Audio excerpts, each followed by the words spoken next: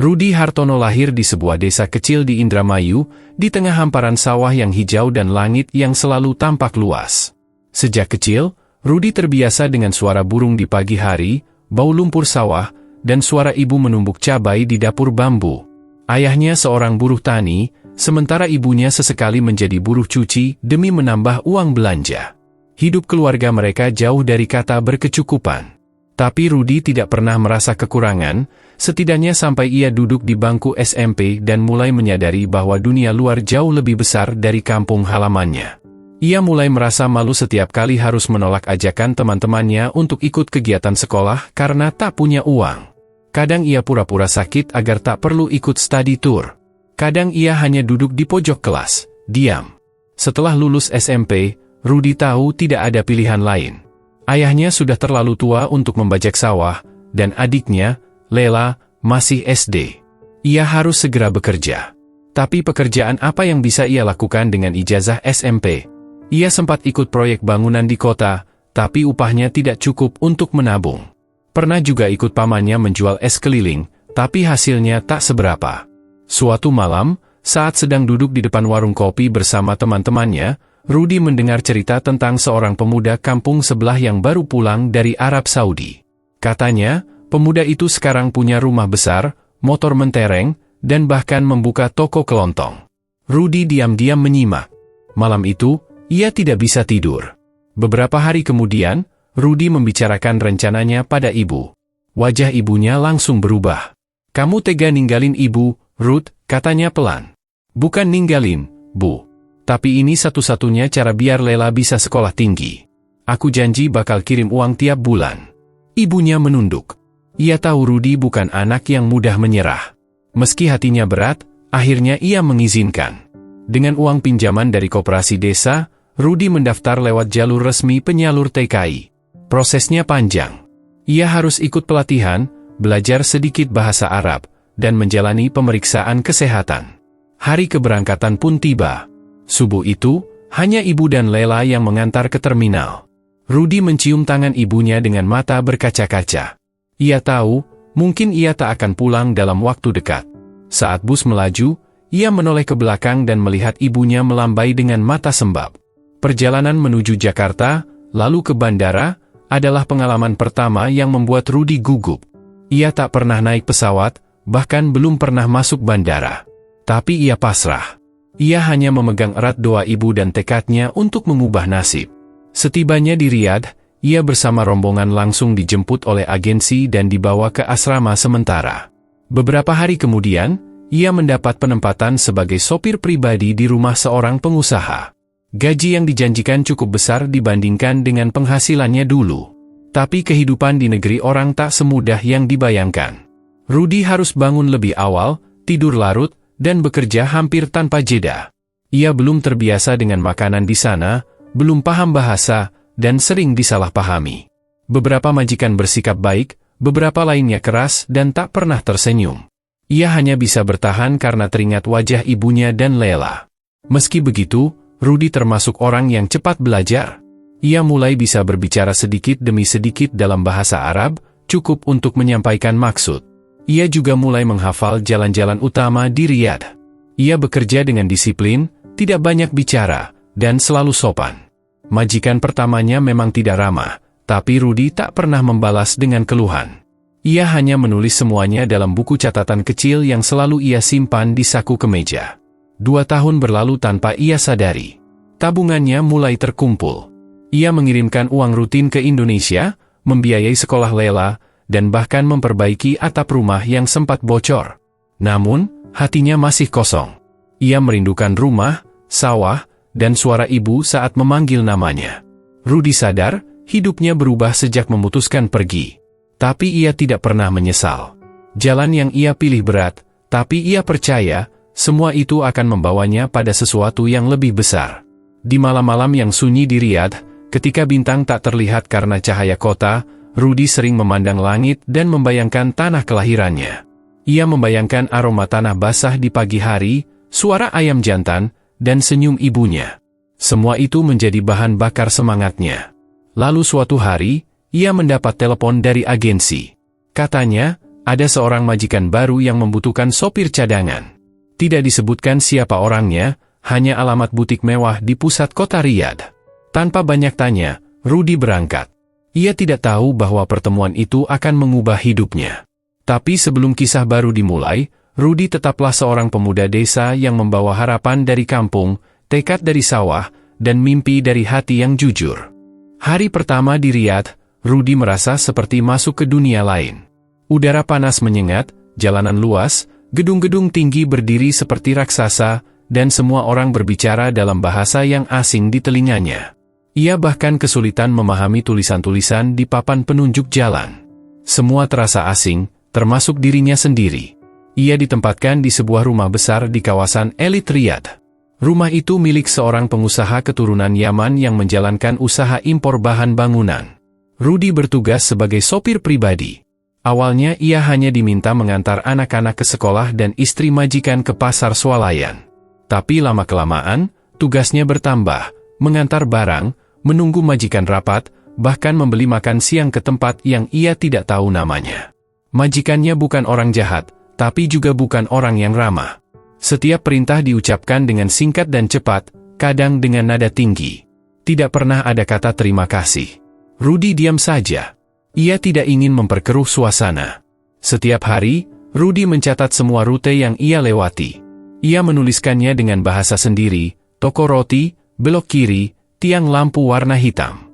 Peta buatan tangan itu ia simpan dalam saku bajunya. Di asrama tempat ia tinggal seminggu sekali, ia bertemu banyak TKI lain. Ada yang sudah bertahun-tahun di Saudi, ada juga yang baru datang sepertinya. Dari mereka, Rudy belajar banyak hal, tentang aturan tidak tertulis dalam bekerja di rumah orang, tentang jam kerja yang kadang tanpa batas, tentang bagaimana menyikapi perbedaan budaya tanpa tersinggung. Tahanin aja, kata Darto, teman sekamarnya yang sudah 5 tahun jadi tukang kebun. Kalau kita kerja benar, insya Allah rezeki ngikut. Malam-malam di Riyadh adalah waktu yang paling sulit bagi Rudy. Ia merindukan suara jangkrik dan bau tanah di kampung. Di kamar kecilnya yang hanya berisi ranjang dan kipas angin, ia sering termenung memandangi foto ibunya dan Lela. Foto itu ia tempel di dinding dekat tempat tidur. Kalau kangen banget, tulis surat, Ruth, kata Darto. Tapi Rudy tahu, ibunya tidak bisa membaca. Maka setiap malam ia hanya bicara pelan, seolah-olah ibunya bisa mendengar. Bu, Lela, Rudy di sini baik-baik aja. Kerjanya berat, tapi nggak apa-apa. Yang penting kalian di rumah sehat ya. Waktu berjalan. Bulan berganti bulan. Rudy mulai terbiasa dengan ritme kerja. Ia mulai hafal jalanan Riyadh, mulai bisa menjawab perintah majikannya tanpa bingung. Ia bahkan belajar sedikit-sedikit bahasa Arab dari radio mobil dan percakapan di pasar. Setiap bulan, ia mengirimkan uang ke rumah lewat jasa remitansi. Ia tidak pernah lupa. Kadang jumlahnya sedikit karena dipotong kebutuhan sehari-hari, tapi ia pastikan selalu ada yang dikirim. Dari ujung telepon, ibunya selalu mengucap syukur. Alhamdulillah, Ruth, Lela udah naik kelas. Ibu bangga sama kamu. Itu sudah cukup untuk membuat Rudy bertahan. Namun, bukan berarti segalanya lancar. Ada hari-hari di mana ia diperlakukan tidak adil, seperti saat majikannya menyalahkan dia karena macet padahal itu di luar kendalinya. Pernah juga ia harus menyetir tanpa tidur karena harus menjemput majikan yang pulang larut malam. Tapi ia tidak pernah membantah. Ia hanya diam, lalu istirahat sebentar jika ada waktu. Suatu hari, saat ia sedang duduk di taman kecil dekat asrama, ia berbicara pada seorang TKI tua bernama Pak Min. Kenapa ya, Pak? Kita harus sabar terus, tanya Rudy sambil memandangi air mancur. Pak Min tersenyum. Karena sabar itu modal kita. Kita nggak punya siapa-siapa di sini, Ruth. Kalau bukan sabar, apalagi, kalimat itu menempel di kepala Rudy selama berhari-hari. 3 bulan kemudian, agensi tempat Rudy bekerja menelepon. Ia diminta untuk menjadi sopir cadangan untuk seorang klien VIP. Bukan majikan tetap, hanya sementara. Kliennya seorang wanita. Rudy tidak banyak tanya. Ia hanya menerima alamat dan jam kedatangan. Hari itu, ia berdandan lebih rapi dari biasanya. Kemeja putih yang ia simpan untuk acara penting, celana bahan, dan sepatu yang ia semir malam sebelumnya. Ia tiba di butik besar bertingkat 2, dengan nama Al Fahad Luxury, Di bagian depan. Tempat itu tampak mahal. Dindingnya dari kaca, penjaganya berseragam hitam, dan mobil-mobil mewah terparkir di depannya. Ia merasa kecil saat berdiri di dekat pintu. Seorang pria menghampirinya. "Kamu Rudy?" Rudy mengangguk. "Iya, saya Rudy. Dari agensi. Majikan akan keluar sebentar lagi." "Siap-siap." 5 menit kemudian, pintu butik terbuka. Seorang wanita keluar dengan langkah anggun. Ia mengenakan abaya hitam elegan dan kacamata hitam. Wajahnya terlihat tegas, tapi dari geraknya, tampak bahwa ia biasa memimpin. Wanita itu tidak langsung bicara. Ia masuk ke dalam mobil, duduk di kursi belakang, dan berkata singkat, "Antar ke Almalas." Rudy menyalakan mesin, memeriksa kaca spion, dan mulai berkendara. Sepanjang perjalanan, tak ada sepatah kata pun keluar dari wanita itu.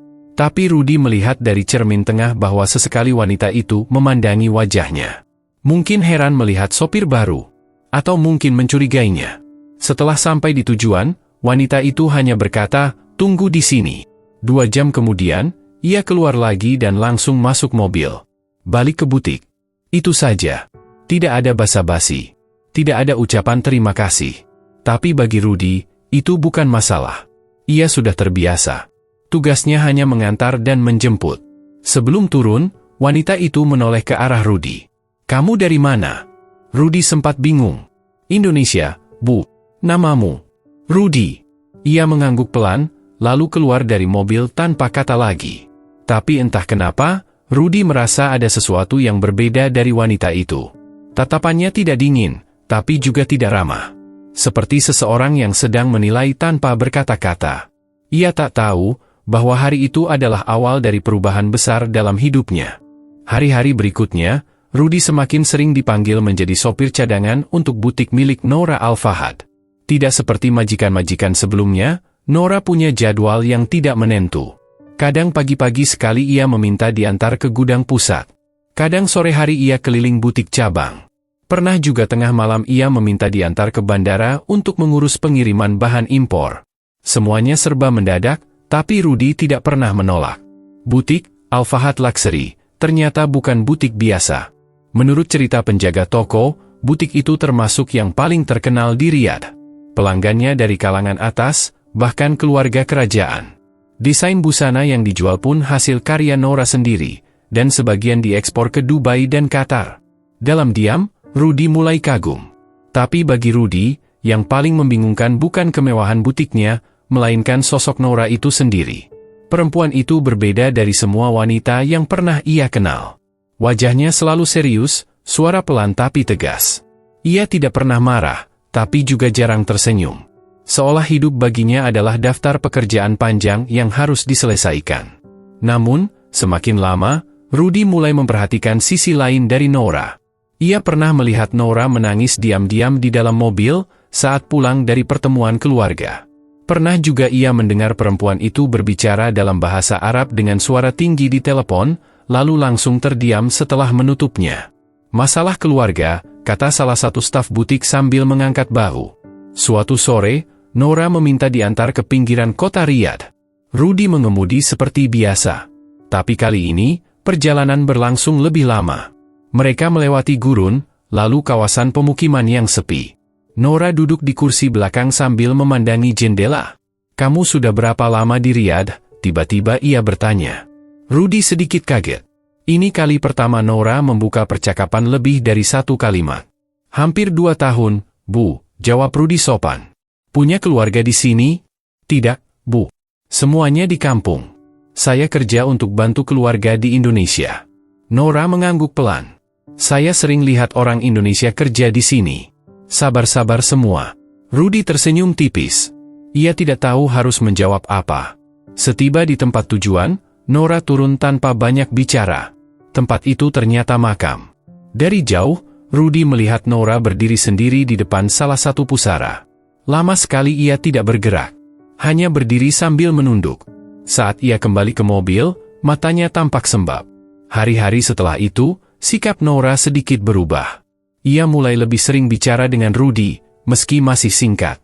Kadang hanya menanyakan kabar, kadang meminta pendapat tentang rute tercepat. Pernah juga ia bertanya tentang kampung halaman Rudy. "Indramayu itu di mana?" tanya Nora suatu sore saat mereka terjebak macet. "Jawa Barat, Bu. Dekat pantai. Banyak sawah." "Sawah? Kamu pernah kerja di sawah?" "Dulu, waktu kecil, bantu ayah saya." Nora terdiam sejenak. "Hidup kamu pasti susah." Rudy tersenyum. "Ya, Bu. Tapi biasa saja. Kami anggap itu bagian dari hidup." Nora memandang keluar jendela. Entah kenapa, sejak hari itu, ia mulai lebih banyak bercerita tentang bisnisnya yang dibangun setelah kematian suaminya. Tentang tekanan dari keluarga besar yang menganggapnya harus menikah lagi dengan pria setara. Tentang rasa sepi yang tidak bisa diobati dengan uang. "Kadang orang pikir hidup saya enak," katanya suatu hari. "Tapi mereka tidak tahu rasanya ditinggal mati oleh orang yang paling dicintai. Mereka cuma tahu saya punya uang." Rudy hanya mendengarkan. Ia tidak berani menanggapi terlalu banyak. Tapi diam-diam, hatinya mulai merasa iba. Sosok yang dulu tampak dingin dan tinggi kini tampak lebih manusiawi. Seperti seseorang yang terluka tapi tetap berjalan. Suatu malam, setelah mengantar Nora pulang dari pertemuan bisnis, mobil mereka mogok di jalan tol. Cuaca panas, sinyal tidak stabil, dan bantuan lambat datang. Nora duduk di kursi depan untuk pertama kalinya. Mereka menunggu hampir 2 jam. "Dulu kamu cita-cita jadi apa?" tanya Nora tiba-tiba, sambil mengipas wajahnya dengan tangan. Rudy tertawa kecil. "Tidak pernah mikir cita-cita, Bu. Dari kecil sudah tahu harus kerja." Nora menoleh. "Masa kecil kamu pasti berat. Kadang berat, kadang lucu, Bu. Tapi saya bersyukur. Bisa kerja saja sudah luar biasa buat saya." Nora menatap Rudy lama. "Kamu beda." "Beda gimana, Bu?" "Kamu tidak sombong. Tidak juga penakut. Tapi sabar. Itu langkah." Rudy tidak menjawab. Ia hanya tersenyum dan kembali memperhatikan lampu-lampu mobil dari kejauhan. Malam itu menjadi titik awal perubahan hubungan mereka. Nora mulai memperlakukan Rudy bukan sekadar sopir. Ia sering mengajaknya makan di luar, bahkan pernah memberikan oleh-oleh kecil untuk dikirim ke kampung. Rudy menerima semuanya dengan kikuk. Namun, dalam hati, ia mulai menyimpan rasa yang belum pernah muncul sebelumnya. Rasa kagum, rasa ingin melindungi, dan, mungkin, rasa cinta. Tapi ia tahu, batas di antara mereka terlalu besar. Ia hanya TKI. Ia bukan siapa-siapa. Namun dunia ternyata tidak peduli siapa kamu dulunya, jika kamu cukup tulus menjalani hidup. Tanpa ia sadari, perlahan Nora mulai membuka hatinya. Dan Rudy? Ia belum siap menerima bahwa hidupnya sedang mengarah ke jalan yang tak pernah ia bayangkan sebelumnya. Sejak malam mobil mogok di jalan tol itu, suasana antara Rudy dan Nora perlahan berubah. Rudy merasakannya pertama kali saat ia dipanggil masuk ke butik, bukan untuk menjemput, melainkan sekadar membantu mengangkat barang. Sebelumnya, ia hanya menunggu di mobil. Tapi kini, Nora memintanya datang langsung. "Rudy, bantu angkat koper bahan ini ke mobil," ujar Nora tanpa nada perintah. Rudy mengangguk dan masuk ke butik mewah yang biasanya hanya ia pandangi dari luar. Di dalam, ia melihat para staf bekerja dengan sangat teratur. Mereka tampak kaget saat melihat Nora berbicara pada sopirnya seperti teman kerja biasa. Tak ada bentakan, tak ada perintah kasar. Hari itu, Rudy tidak hanya mengangkat barang. Ia juga ikut menemani Nora ke salah satu pabrik tekstil di pinggiran Riyadh. Di mobil, Nora kembali bercerita tentang warna-warna yang ia sukai, kain yang langka, hingga desain busana yang sedang tren. "Kadang saya bingung, Rudy," katanya sambil menatap jalan. "Orang-orang menganggap saya sukses. Tapi saya tidak tahu apakah benar saya bahagia." Rudy menoleh sebentar, lalu kembali fokus menyetir. "Mungkin, Bu, kadang orang sukses juga butuh teman bicara." Nora tertawa kecil. "Kamu benar." Hari-hari berlalu, dan percakapan mereka menjadi rutinitas baru. Meski masih bersifat formal, Nora mulai nyaman berbagi cerita. Tentang klien yang menyebalkan, keluarga yang memaksa, atau sekadar tentang makanan favoritnya. "Rudy, kamu pernah makan kapsa?" "Pernah, Bu. Enak. Tapi tetap lebih suka sayur asam kampung." Nora tertawa lepas. Itu kali pertama Rudy melihat tawa yang benar-benar tulus dari wajah Nora. Bagi Rudy, semua ini membingungkan. Ia hanya sopir. Tapi ia diperlakukan berbeda. Bahkan, Suatu hari, Nora memberinya hadiah kecil, jam tangan sederhana. Untukmu. Supaya kamu tidak terlambat menjemput saya, katanya setengah bercanda. Rudy menolaknya pelan. Maaf, Bu. Saya tidak biasa menerima hadiah. Nora tersenyum. Anggap saja ini dari teman. Bukan dari majikan. Kata, teman, itu menggema di kepala Rudy sampai malam. Di asrama, ia menatap jam tangan itu lama sekali. Ia tak tahu harus senang atau bingung. Darto, teman sekamarnya, mengangkat alis saat melihatnya. Wah, jam baru? Dari siapa? Dari Nora. Majikan kamu? Rudy hanya mengangguk. Darto tertawa. Hati-hati, Di. Jangan sampai baper. Kalau jatuh hati sama majikan, susah urusannya. Rudy tertawa hambar. Ia tahu Darto tidak salah. Tapi perasaan manusia tidak semudah itu dikendalikan. Suatu malam, Nora meminta Rudy mengantar ke kediaman saudaranya untuk menghadiri acara keluarga. Saat tiba, ia turun dengan anggun, lalu menoleh pada Rudy. Kamu tunggu di dalam saja. Di ruang sopir. Rudy mengangguk dan masuk ke ruangan kecil yang disediakan untuk para sopir dan pembantu. Di sana, ia bertemu sopir-sopir lain, sebagian dari Filipina dan India. Mereka berbincang sambil menyeruput teh. Namun beberapa menit kemudian, pintu terbuka. Seorang pria setengah baya masuk dan langsung melihat ke arah Rudy. Kamu sopirnya Nora? Tanyanya ketus. Iya, Pak. Pria itu mendengus. Jaga jarak. Jangan terlalu akrab. Rudy mengangguk pelan. Tapi hatinya berdesir. Ia mulai menyadari bahwa hubungan baiknya dengan Nora rupanya tidak disukai beberapa anggota keluarganya. Sejak malam itu, Rudy merasa diawasi. Beberapa kali, saat menjemput Nora di rumah kerabat, ada tatapan curiga yang ia rasakan. Tapi Nora tampak tidak peduli. Ia tetap bersikap seperti biasa, seolah tak terjadi apa-apa. Bahkan suatu sore, ia meminta Rudy menemaninya makan siang di rooftop butik. Di sini pemandangannya bagus. Kamu belum pernah naik ke atas, kan? Rudy menggeleng. Belum, Bu. Mereka duduk di meja kecil, menikmati makanan khas Timur Tengah. Bagi Rudy, ini pertama kalinya makan siang di meja yang sama dengan majikan. Ia merasa canggung, tapi Nora tampak santai. Kamu tahu, Rudy, ujar Nora sambil menyeruput teh. Kadang saya iri pada orang sederhana. Mereka tahu caranya bersyukur. Rudy tidak menjawab. Ia tidak tahu apakah ucapan itu ditujukan padanya atau hanya renungan pribadi.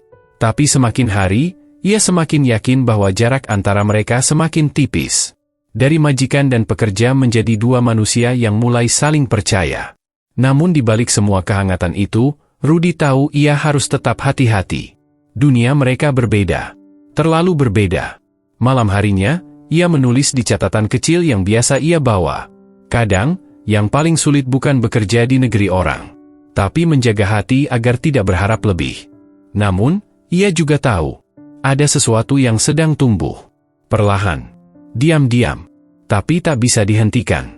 Rudy tak pernah berniat jatuh cinta pada siapapun di tanah asing itu, apalagi kepada majikannya sendiri. Tapi perasaan tak pernah minta izin. Ia datang begitu saja, pelan tapi pasti, seperti tetesan air yang membasahi tanah kering. Hari-hari bersama Nora terasa berbeda kini. Setiap kali Rudy menjemputnya di depan butik, ia merasa seperti sedang menunggu seseorang yang dekat di hati, bukan hanya atasan. Setiap percakapan kecil di mobil menjadi momen yang ia simpan diam-diam di benaknya. Nora pun tampaknya mulai memberi isyarat. Ia lebih sering mengajak bicara, kadang menanyakan hal-hal pribadi. Suatu hari, saat mereka sedang dalam perjalanan ke salah satu butik cabang, Nora menoleh dan bertanya, "Kalau kamu bukan sopir, kamu pengen kerja apa, Rudy?" Pertanyaan itu membuat Rudy berpikir sejenak. Mungkin buka warung kecil, Bu. Di kampung. Jual gorengan dan kopi. Bisa bangun pagi, duduk di depan rumah, ngobrol sama tetangga. Nora tertawa kecil. Sederhana sekali. Rudy mengangguk. Sederhana, tapi cukup. Jawaban itu membuat Nora terdiam lama. Ia memandang keluar jendela. Dalam hatinya, ia bertanya-tanya, bagaimana mungkin seseorang bisa merasa cukup hanya dengan hal-hal kecil? Dunia tempat ia berasal selalu menuntut lebih kaya, lebih cantik, lebih hebat. Tapi Rudy tidak seperti itu. Beberapa kali, Nora mulai menunjukkan perhatian yang berbeda. Ia pernah membawakan bekal untuk Rudy, katanya supaya tidak makan di luar terlalu sering. Ia juga beberapa kali menanyakan kabar keluarga Rudy di kampung. Bahkan pernah bertanya apakah Rudy sudah menikah. Belum, jawab Rudy singkat waktu itu. Masih fokus bantu keluarga. Nora mengangguk, tanpa melanjutkan pertanyaan. Tapi senyum kecil di sudut bibirnya bicara lebih banyak dari kata-kata. Suatu malam, setelah mengantar Nora pulang dari pameran busana di Hotel Bintang 5, Nora tidak langsung turun. Ia duduk sejenak di kursi belakang sambil membuka sepatunya perlahan. Matanya terlihat lelah. Capek? Tanya Rudy hati-hati. Bukan capek badan, jawab Nora. Capek hati. Rudy menoleh, tapi tidak berani bertanya lebih jauh. Aku tahu orang-orang bicara di belakangku, lanjutnya. Mereka pikir aku janda kesepian yang cari perhatian. Tapi aku cuma ingin hidup tenang. Rudy tidak tahu harus berkata apa. Tapi malam itu, ia hanya menjawab dengan kalimat sederhana. Semua orang berhak bahagia, Bu. Termasuk ibu. Nora menatap mata Rudy lewat cermin tengah mobil. Tatapan itu lama, dalam, dan hangat. Hari demi hari, perasaan di hati Rudy makin tak tertahan. Ia mencoba menyangkalnya. Ia menulis doa dalam buku catatannya agar hatinya tetap kuat. Tapi semakin ia menolak, semakin ia tenggelam. Di sisi lain, Nora pun mulai berubah. Ia lebih sering tersenyum, lebih sering mengajak bicara. Ia bahkan pernah meminta Rudy menemaninya memilih kain di pusat perbelanjaan, sesuatu yang biasanya ia lakukan bersama staf khusus. Menurut kamu, warna ini cocok untuk pelanggan muda? Rudy menjawab seadanya, dengan logika orang kampung yang tak biasa bicara soal mode. Tapi Nora justru tersenyum. Kamu jujur. Itu yang penting. Namun tak semua orang senang melihat kedekatan mereka. Suatu hari, sepupu Nora yang sering mengurus urusan butik menegur Rudy di parkiran. Kamu jangan terlalu merasa dekat. Dia bukan orang selevel kamu. Rudy hanya mengangguk. Ia tidak melawan. Tapi di dalam hati, ada rasa perih yang sulit dijelaskan. Malam itu, Rudy termenung lama di kamar. Ia menulis lagi di buku catatannya. Cinta tidak memilih siapa. Tapi dunia kadang memilih siapa yang pantas. Ia mulai berpikir untuk mengurangi intensitas pertemuan. Tapi bagaimana caranya? Ia bekerja untuk Nora. Menjauhinya berarti tak menjalankan tugas. Dan yang lebih sulit, hatinya tak sanggup. Beberapa hari kemudian, Nora mengajak Rudy keluar kota untuk melihat lokasi butik baru. Perjalanan memakan waktu 2 jam. Di tengah perjalanan, Nora berbicara pelan. Rudy, kamu tahu kenapa saya sering bicara sama kamu? Rudy menoleh sekilas. Karena saya sopir ibu, jawabnya mencoba bercanda. Nora tertawa kecil. Bukan. Karena kamu dengarkan saya. Kamu tidak menilai saya. Dan kamu, beda dari orang-orang di sekitar saya. Rudy merasa jantungnya berdetak lebih cepat. Tapi ia diam. Nora melanjutkan, kadang saya merasa lebih damai duduk di mobil ini dengan kamu daripada di ruang rapat penuh orang berpakaian mahal. Perkataan itu seakan membuka semua ruang yang selama ini tertutup di hati Rudy. Tapi ia tetap diam, karena ia tahu, cinta yang tumbuh di antara mereka bukan cinta yang mudah. Ada dinding tebal bernama status, budaya, dan asal-usul yang tak mudah diruntuhkan. Namun sejak hari itu, Rudy tahu satu hal, perasaan ini nyata. Cinta itu benar-benar ada. Dan kini, ia hanya bisa berharap bahwa mungkin, hanya mungkin, dunia bersedia memberi mereka satu kesempatan. Seminggu setelah perjalanan keluar kota, suasana berubah drastis. Rudy merasakannya dari nada bicara Nora yang tiba-tiba kembali dingin. Ia tak lagi banyak bicara di mobil, tak lagi menanyakan hal-hal kecil seperti biasa. Bahkan, 2 kali ia meminta staf lain yang menjemputnya. Rudy tidak berani bertanya.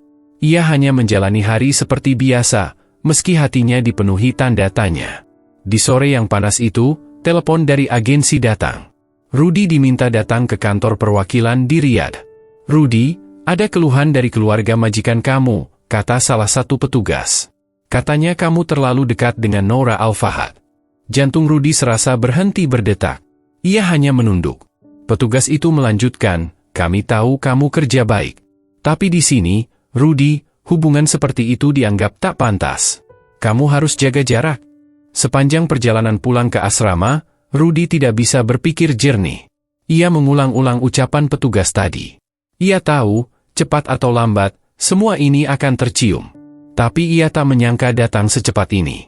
Keesokan harinya, ia tetap menjemput Nora seperti biasa.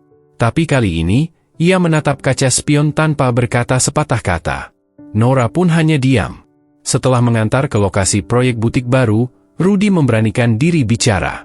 "Ibu, saya minta maaf kalau saya sudah membuat masalah." Nora memandang keluar jendela, tak menjawab. Tapi dari cermin mobil, Rudy melihat mata itu berkaca-kaca. Akhirnya, Nora berkata lirih, "Rudy, kamu harus tahu, semua ini bukan salah kamu. Tapi dunia saya, bukan dunia yang ramah pada hal-hal seperti ini." Rudy mengangguk pelan. Ia mengerti. Perbedaan budaya dan status bukan sekadar soal sikap, tapi soal sistem. Dalam budaya Nora, janda kaya menikah dengan pria selevel. Tidak ada ruang bagi sopir, apalagi seorang buruh migran dari negara jauh. Hari-hari selanjutnya, tekanan datang bukan hanya dari luar, tapi juga dari dalam diri mereka masing-masing. Rudy mulai berpikir untuk mengundurkan diri. Ia tak ingin menjadi beban. Ia menulis surat permohonan pemindahan ke majikan lain, tapi surat itu ia simpan di laci kamar. Belum ia serahkan. Sementara itu, keluarga besar Nora mulai turun tangan langsung. Ia diminta datang ke rumah paman tertuanya, sosok yang sangat dihormati. "Kamu wanita cerdas, Nora," ujar sang paman di ruang tamu besar.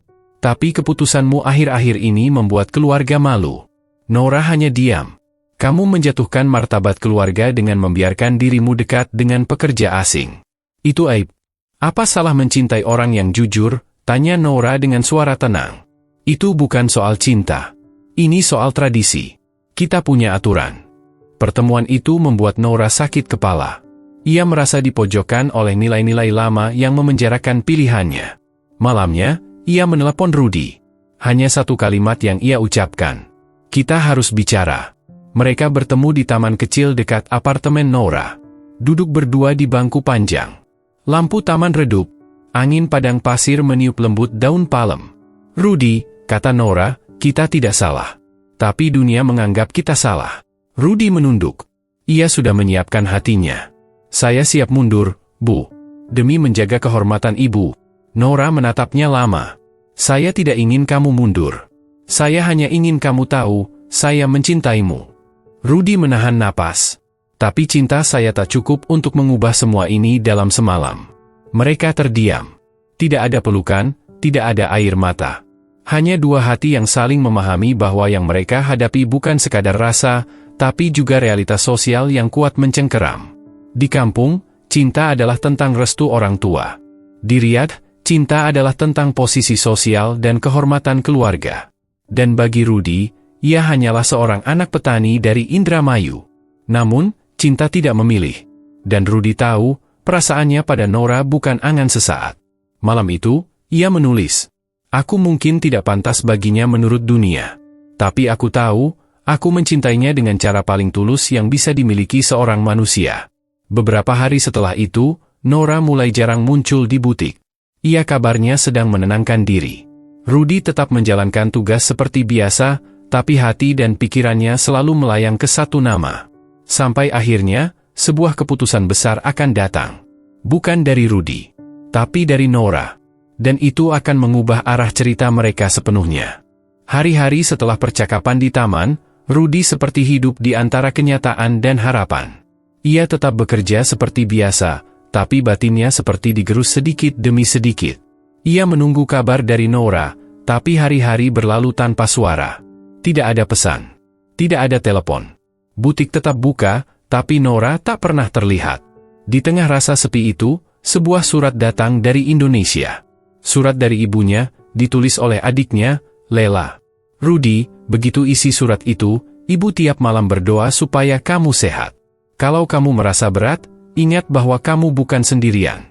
Kami di sini percaya padamu." Air mata Rudy jatuh tanpa suara. Ia meremas surat itu pelan, lalu menatap langit-langit kamar sempitnya. Darto, teman sekamarnya, melirik. "Surat dari rumah?" Rudy mengangguk. "Iya, dari ibu. Kalau kamu yakin orang yang kamu suka itu baik, kenapa kamu harus mundur?" Rudy menghela napas. Karena dia tinggal di dunia yang berbeda, tuh. Dan dunia itu nggak ramah buat orang seperti aku. Darto tersenyum tipis. Tapi dunia juga kadang tunduk sama orang yang cukup berani. Kalimat itu terus terngiang di kepala Rudy. Ia mulai sadar bahwa mungkin masalah bukan pada cinta itu sendiri, tapi pada keberaniannya memperjuangkan. Suatu malam, ia kembali ke taman tempat terakhir kali ia bicara dengan Nora. Duduk di bangku yang sama, ia mencoba mengingat semua perjalanan mereka dari awal. Dari tatapan pertama di kaca spion, dari percakapan pertama di mobil, dari tawa kecil di tengah kemacetan Riyadh. Semuanya nyata.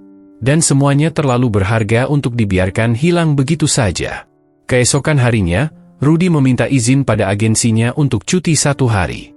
Ia berdiri di depan butik Nora, menunggu. Tak seperti biasanya, Nora ada di sana. Ia masuk perlahan. "Nora, saya cuma mau bilang satu hal." Nora menatapnya. Mata itu terlihat lelah, tapi juga hangat. "Apapun yang ibu putuskan, saya akan terima. Tapi saya tidak mau mundur karena takut." Nora terdiam lama. Lalu ia berkata pelan, "Rudy, kamu satu-satunya orang yang gak pernah menuntut saya jadi orang lain." Hening sesaat. "Dulu saya pikir cinta hanya milik orang-orang yang selevel. Tapi sekarang saya sadar, kadang cinta datang dari yang paling sederhana, yang gak punya apa-apa, kecuali kejujuran." Mata mereka bertemu. "Kalau kamu siap, aku juga siap." Hari itu menjadi titik balik. Bukan karena masalah mereka selesai, tapi karena mereka sepakat untuk tidak lari. Beberapa hari kemudian, Rudy menerima undangan makan malam dari Nora. Tapi kali ini, bukan di butik, melainkan di rumah pribadinya. Rudy datang dengan hati deg-degan. Di sana sudah ada beberapa anggota keluarga besar Nora. Semuanya tampak kaku.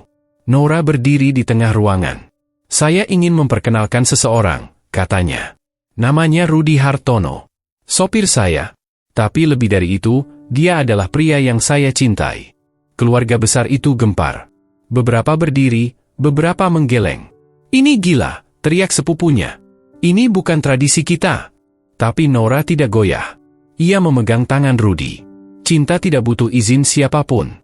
Yang saya butuh, hanya dia." Rudy tak percaya apa yang terjadi. Tapi hari itu, ia tahu satu hal, perjuangannya tak sia-sia. Malamnya, di kamar kecilnya, ia menulis, "Kadang cinta diuji bukan karena salah, tapi karena butuh pembuktian. Dan aku akan terus membuktikan bahwa aku pantas." Ujian belum berakhir. Tapi kini, mereka tidak sendiri.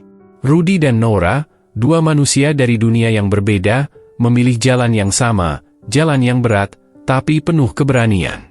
Pernyataan cinta yang disampaikan Nora di hadapan keluarganya bukan hanya mengejutkan, tapi juga mengguncang. Selama beberapa hari setelah makan malam itu, berita tentang janda kaya yang jatuh cinta pada sopir menjadi bahan pembicaraan di kalangan elit Riyadh. Meskipun tidak tersebar ke media, komunitas bisnis dan sosial Nora mulai memperlihatkan sikap berbeda. Beberapa klien butik memilih membatalkan kerjasama. Beberapa teman dekat Nora menjauh secara halus. Namun di sisi lain, ada juga yang mulai penasaran dan ingin tahu lebih banyak tentang keberanian Nora mengambil langkah di luar norma. Nora menyadari bahwa keputusannya akan menimbulkan konsekuensi. Tapi ia juga tahu, hidup dalam kepalsuan jauh lebih menyakitkan. Suatu pagi, ia mendatangi butik lebih awal dari biasanya. Rudy sudah tiba lebih dulu, seperti biasa menyiapkan mobil. Nora menghampirinya. "Rudy, kamu masih ingat apa yang kamu bilang di taman?" Rudy menoleh. "Yang mana, Bu?" "Bahwa kamu nggak mau mundur karena takut." Rudy mengangguk. "Aku juga nggak akan mundur," katanya mantap. "Aku sudah bicara dengan pengacara. Aku nggak punya kewajiban lagi mengikuti keputusan keluarga. Aku bebas memilih hidupku sendiri." Rudy tak menjawab. Ia hanya menatap Nora dengan rasa hormat dan haru yang sulit digambarkan. "Dan Rudy, aku mau kamu jadi suamiku." Kalimat itu menghentikan waktu. Di antara suara kendaraan dan hiruk-pikuk Riyadh yang mulai ramai, dunia Rudy seolah membeku. "Bu, Nora, saya ini cuma..." "SSTT," Nora memotong. "Kamu bukan cuma. Kamu pria yang jujur, pekerja keras, dan tulus. Dan itu cukup buatku." Hari itu, untuk pertama kalinya Rudy memeluk seorang perempuan dengan niat sepenuh hati. Bukan karena nafsu, bukan karena kebutuhan, tapi karena cinta yang benar-benar tumbuh dari tempat paling sederhana. Nora mulai mengurus dokumen pernikahan secara legal di bawah hukum negara. Ia menolak upacara besar-besaran, memilih pernikahan sederhana yang hanya dihadiri orang-orang terdekat yang mendukung keputusan mereka. Tentu saja, protes dan kecaman masih terus datang. Dari keluarga jauh, dari kenalan lama, bahkan dari pelanggan butik. Tapi Nora tetap melangkah. Ia mengubah struktur manajemen tokonya, memberi kepercayaan lebih besar pada tim yang mendukung pilihannya. Bahkan, ia memberi Rudy tanggung jawab kecil di bagian logistik, langkah awal untuk mengenalkannya pada dunia bisnis. Di malam menjelang hari pernikahan, Rudy menatap cermin kecil di kamar kontrakannya. Ia mengenakan jas sederhana, hasil jahitan khusus dari butik Nora. Darto berdiri di pintu, menyender sambil tersenyum. Dari Indramayu ke Riyadh, dan sekarang, jadi suami janda kaya. Gila lu, Di. Rudy tertawa pelan. Aku juga masih nggak percaya, tuh. Tapi kamu pantas dapat ini. Karena kamu nggak pernah berhenti jujur sama diri sendiri. Hari pernikahan digelar di rooftop butik, tempat yang dulu menjadi awal kedekatan mereka. Dengan cahaya lampu yang hangat, bunga segar dari Madinah, dan iringan lagu Arab klasik yang syahdu, mereka mengucap janji di hadapan beberapa saksi. Rudy mengucapkan ijab kabul dengan bahasa Arab yang terbata-bata, tapi penuh keyakinan. Nora menangis pelan. Tidak ada gaun megah, tidak ada tamu ribuan. Tapi semua yang hadir tahu bahwa itu adalah hari yang penuh cinta. Setelah upacara, Nora menarik tangan Rudy ke samping. Mulai besok, kita bukan hanya pasangan, tapi juga mitra. Aku ingin kamu bantu kelola butik. Rudy tersenyum. Saya nggak tahu apa-apa soal bisnis, Bu. Kamu belajar. Seperti aku belajar percaya pada cinta lagi. Pernikahan mereka menjadi perbincangan hangat selama berminggu-minggu. Ada yang mencibir. Ada yang mendoakan. Tapi yang paling penting, mereka membuktikan bahwa keberanian bisa membuka jalan yang sebelumnya tak terlihat. Malam itu, di buku catatannya, Rudy menulis, keputusan paling berani dalam hidup bukan soal melawan orang lain. Tapi soal memilih bahagia, meski harus melawan dunia. Kabar pernikahan Nora Al-Fahad dan Rudy Hartono akhirnya tak bisa dibendung lagi. Meski awalnya hanya jadi desas-desus di kalangan butik dan komunitas sosial Riyadh, berita itu menyebar ke media lokal lewat sebuah blog fashion yang menulis tentang kisah cinta tak biasa di dunia bisnis busana elit Arab. Artikel itu meledak. Dalam semalam, foto-foto pernikahan sederhana mereka di rooftop butik menjadi viral. Komentar publik terbagi dua. Ada yang mengecam, menyebutnya aib keluarga Al-Fahad. Tapi banyak juga yang mendukung, menyebut Nora sebagai simbol keberanian dan Rudy sebagai potret kejujuran yang langka. Ini seperti cerita film, tulis salah satu netizen. Janda kaya dan sopir miskin, bersatu karena cinta. Beberapa stasiun televisi lokal bahkan mencoba mengundang Nora untuk diwawancarai. Tapi ia menolak. Biarkan kisah kami jadi milik kami, katanya pada staf butiknya. Namun, efek dari pernikahan itu mulai terasa. Beberapa butik cabang milik Nora mengalami penurunan omzet karena boikot diam-diam dari pelanggan konservatif. Tapi di sisi lain, ada gelombang pelanggan baru yang datang karena penasaran. Ini butik milik perempuan yang nikah sama sopir itu ya? Tanya salah satu pelanggan muda sambil tersenyum kagum. Nora melihat ini sebagai peluang. Ia meluncurkan lini baru khusus busana kasual dengan tema Cinta Tanpa Batas. Dan menariknya, ia meminta Rudy memberi nama untuk koleksi tersebut. Rudy, dengan polosnya, menulis di secari kertas, langkah sederhana. Nama itu langsung dipakai. Sementara itu, Rudy mulai belajar soal bisnis. Ia mengikuti pelatihan manajemen butik, belajar dari bawah. Ia tidak mau hanya jadi suami pemilik, tapi ingin benar-benar memberi kontribusi. Ia mencatat barang masuk, mengatur jadwal pengiriman, bahkan ikut mengecek kualitas kain. Teman-temannya sesama TKI yang mendengar kabar itu kaget bukan main. Lu serius, Di? Jadi manajer butik? Bukan manajer, tuh. Saya masih belajar. Namun, perubahan dalam hidup Rudy juga menginspirasi banyak TKI lainnya. Beberapa komunitas pekerja migran di Riyadh mulai membicarakan kisahnya sebagai bukti bahwa kejujuran dan kerja keras bisa mengubah nasib. Bahkan organisasi pekerja Indonesia di Arab Saudi sempat mengundangnya berbicara dalam sebuah pertemuan informal. Di pertemuan itu, Rudy berdiri di depan puluhan TKI lain, sebagian besar buruh kasar dan sopir seperti dirinya dulu. Saya ini bukan siapa-siapa, tapi saya percaya, selama kita kerja dengan hati, Tuhan buka jalan. Saya bukan orang pintar, tapi saya nggak pernah bohong dalam bekerja. Itu saja modal saya. Tepuk tangan menggemuruh. Beberapa bahkan meneteskan air mata. Hubungan Rudy dan Nora semakin kuat. Mereka bukan pasangan yang romantis seperti di sinetron, tapi ada saling percaya. Ada kemitraan sejati. Mereka duduk bersama membahas keuangan. Mereka berdebat soal desain butik. Tapi semua itu dilakukan dengan rasa hormat. Namun bukan berarti semua berjalan mulus. Masih ada cibiran. Masih ada orang yang menganggap Rudy penumpang keberuntungan. Rudy tahu itu. Tapi ia memilih diam dan terus membuktikan lewat kerja. Suatu sore, saat ia mengecek stok kain di gudang, Nora datang membawa 2 gelas teh.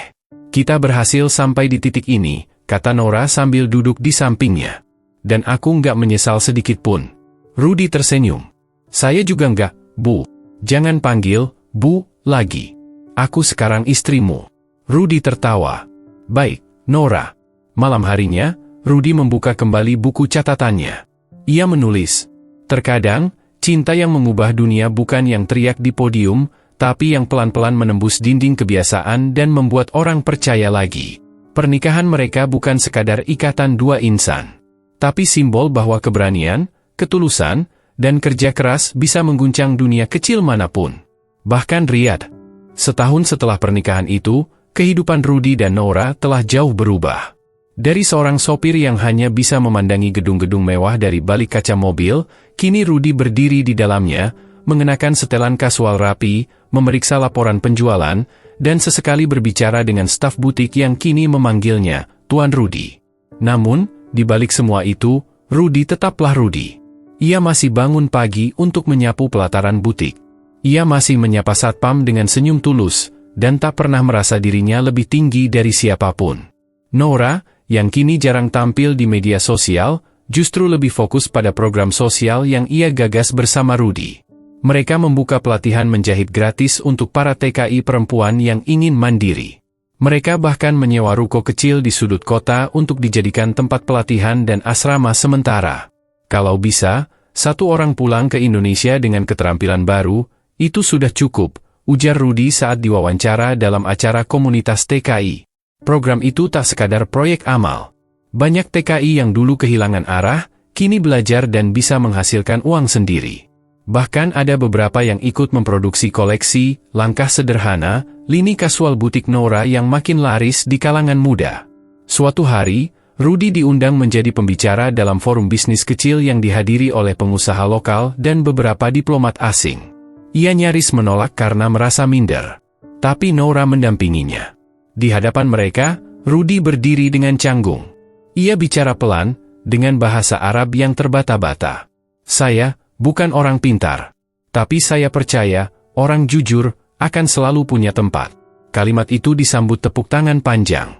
Salah satu pengusaha bahkan berdiri dan memberi salam hormat. Hari itu, Rudy menyadari bahwa kisahnya bukan lagi hanya miliknya sendiri. Ia telah menjadi lambang harapan. Namun, cobaan kembali datang. Sebuah berita dari kampung halaman, ayah Nora jatuh sakit. Ia belum pernah menerima pernikahan mereka. Bahkan setelah menikah pun, ia menolak melihat Nora dan memblokir semua komunikasi. Nora gelisah. Ia tahu, tak akan bisa tenang jika ayahnya berpulang tanpa sempat berbicara. Rudy mendukungnya penuh. Kalau ibu ingin pulang, kita pulang. Saya ikut. Mereka terbang ke desa kelahiran Nora di utara Arab Saudi. Rumah besar sang ayah masih berdiri megah. Ketika mereka datang, keluarga menyambut dingin. Tapi Nora masuk dengan kepala tegak. Rudy menunggu di luar, duduk di kursi teras, menatap taman yang rapi. Setengah jam kemudian, Nora keluar dengan mata sembab. Dia akhirnya mau bertemu, katanya lirih. Rudy masuk. Di dalam kamar, seorang pria tua terbaring dengan selang infus di tangannya. Tatapannya tajam. Ini orangnya, tanya sang ayah. Iya, ayah. Rudy mendekat, menunduk dalam. Maafkan saya, Tuan. Saya tahu saya tidak pantas. Tapi saya mencintai anak Anda dengan tulus.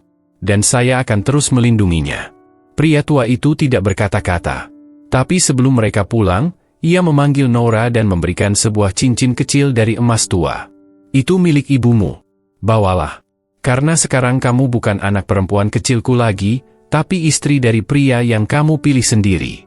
Momen itu menjadi penutup dari luka panjang yang selama ini membekas. Beberapa bulan kemudian, Rudy dan Nora berkunjung ke Indonesia. Kunjungan itu sederhana, tapi ramai. Kampung tempat Rudy dibesarkan menyambut mereka bak pahlawan. Ibu Rudy menangis sambil memeluk menantunya. Kalau bapakmu masih hidup, pasti dia bangga sekali, katanya lirih. Di desa, Rudy menyumbangkan dana untuk membangun balai belajar kecil untuk anak-anak. Nama bangunan itu, Rumah Langkah Sederhana. Supaya anak-anak desa tahu bahwa langkah sederhana pun bisa membawa mereka ke tempat yang tinggi, kata Rudy di hadapan warga. Kisah mereka pun akhirnya diliput media nasional. Judul berita-berita itu hampir seragam. Dari sawah ke Riyadh, kisah cinta TKI dan janda kaya Arab. Namun Rudy tetap tenang. Ia tidak ingin larut dalam popularitas. Ia tetap mencatat stok kain, tetap belajar membaca laporan keuangan, dan tetap mendampingi istri tercintanya menjalankan bisnis dan program sosial. Di akhir tahun, Nora dan Rudy diundang ke KBRI Riyadh sebagai tamu kehormatan dalam perayaan Hari Buruh Migran Internasional.